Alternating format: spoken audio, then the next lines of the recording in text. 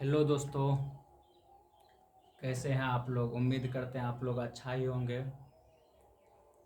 आज हिस्ट्री का एक परिचय, मतलब हिस्ट्री आप पढ़ रहे हैं उसके बारे में आपको जानना आवश्यक है।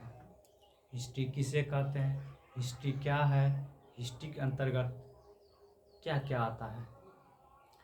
हिस्ट्री तो आपको पता ही होगा, जितनी सारे घटना घटती है वो सब इतिहास ही कहलाती है। ईसा पूर्व से लेके ईस्वी तक जितनी सारी घटना को आप जानते हैं, पढ़ते हैं, समझते हैं, वो सब इतिहास है। तो देखिए, पहले इतिहास को 3 भागों में बांटा गया है।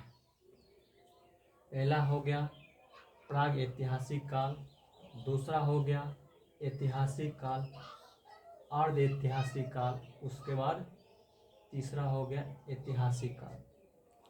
प्राग ऐतिहासिक काल को 3 भागों में बांटा गया है।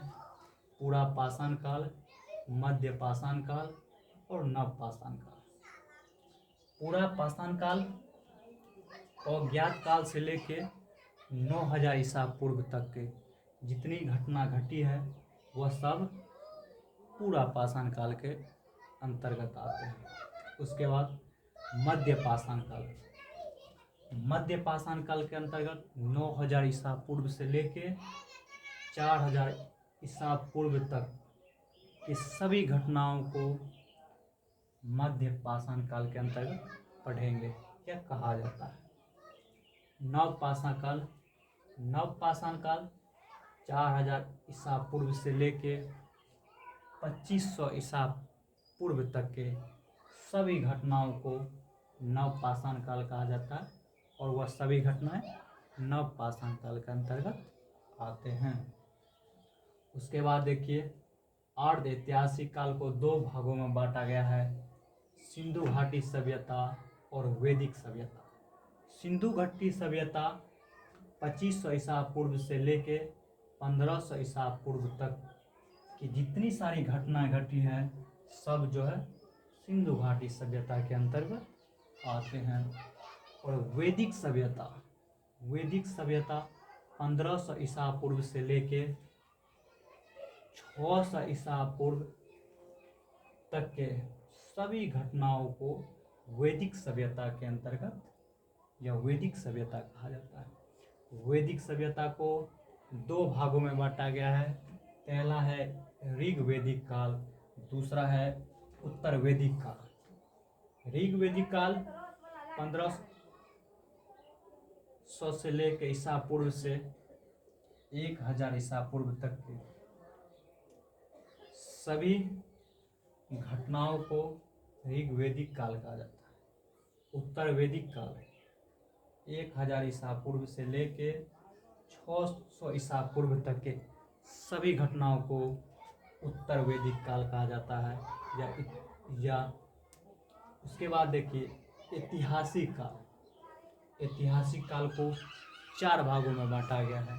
पहला प्राचीन भारत, दूसरा मध्यकालीन भारत, तीसरा आधुनिक भारत, चौथा आधुनिक विश्व।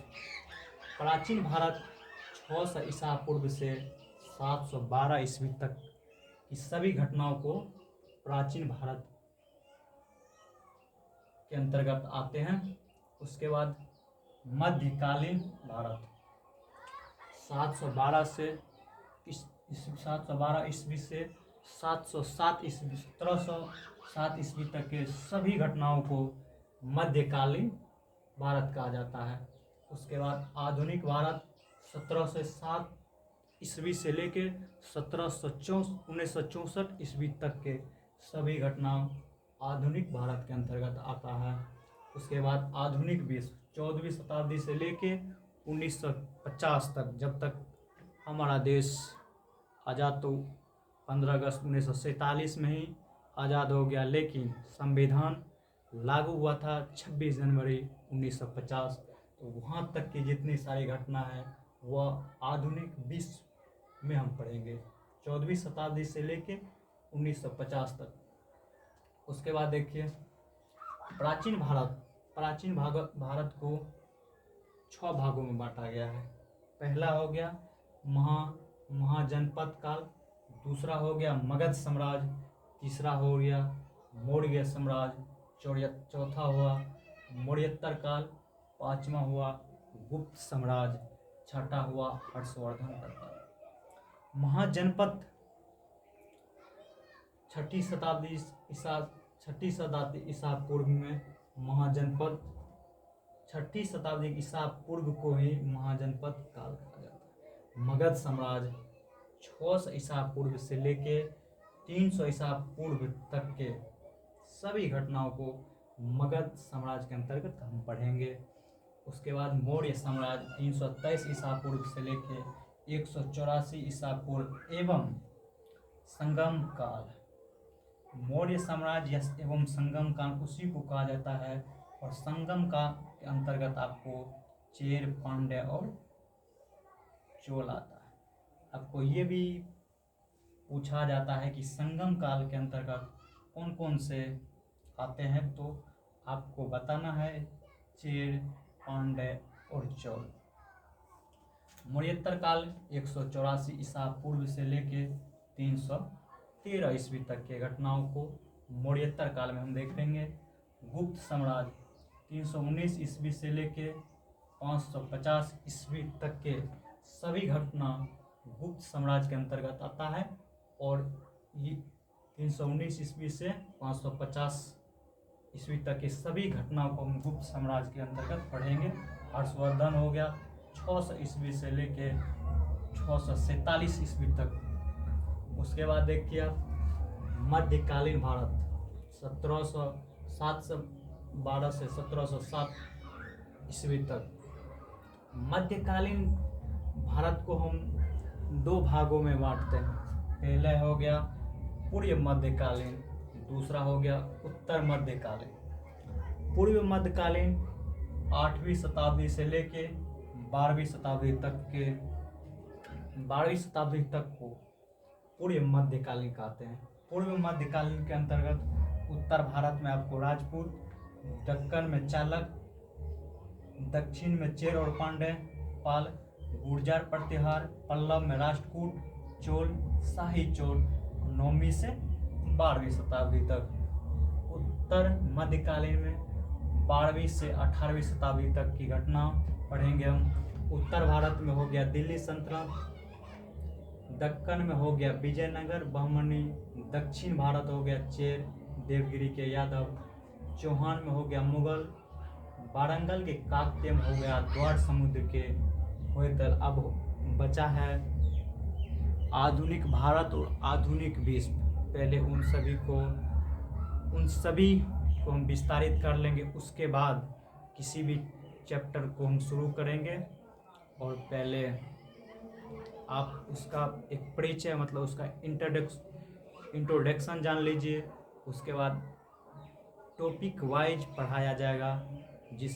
अगर आप हिस्ट्री पढ़ते हैं तो यकीन मानिए